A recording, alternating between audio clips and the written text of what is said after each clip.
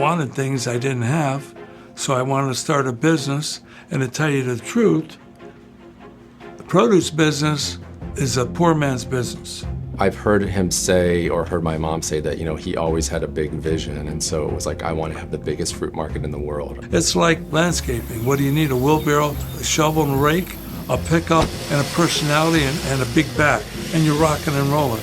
Same thing with the produce. You go pick up the produce, the wholesaler, you sit on the side of the road, you sell it, and you hope to make more than you paid for it. You go back and you do it again. When I started the business, I needed a place to operate, and one of our first places was a little used car lot in Hamilton. I was living in there with my buddy, my roommate from college. So we took the 2 offices, and the biggest problem we had in starting the Jungle Jim's business produce was the fact that the one basic thing was taking a bath, taking a shower. Being a little bit on the legal side, we put up some plywood on the outside and took showers on the outside. Maybe if the police caught me, I wouldn't be here today.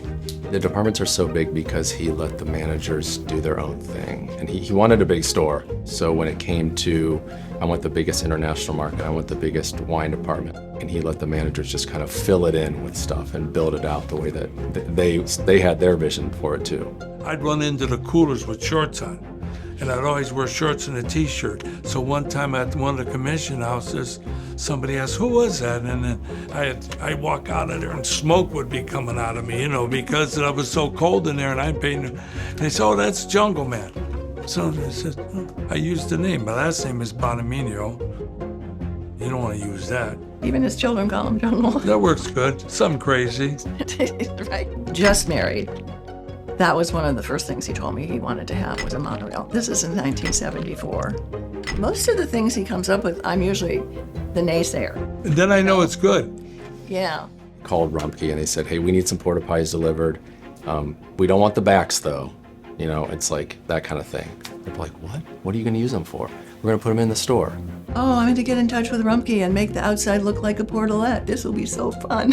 And he wanted it in the wine department. He wanted it in by the highest end stuff, by the most expensive stuff. It's like he loves flirting with that and playing with that. And those restrooms, that news went around the world, and it's still one of the most iconic experiences you can have here. And then it just becomes a unique idea that most people, wouldn't think about.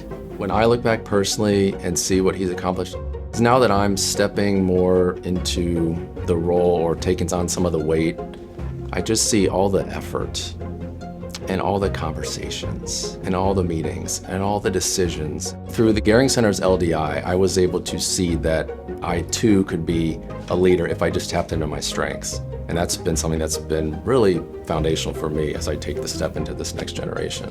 When I think of the thousands of people that have come through these doors, not as customers, but as even employees over 50 years. When we started with 8 of us, some have been here 40 years. He actually made that happen. I asked a couple employees the other day, what is your why? What is it about Jungle Jim's? What's the why? And one of the answers that really stuck with me was, I can still dream here.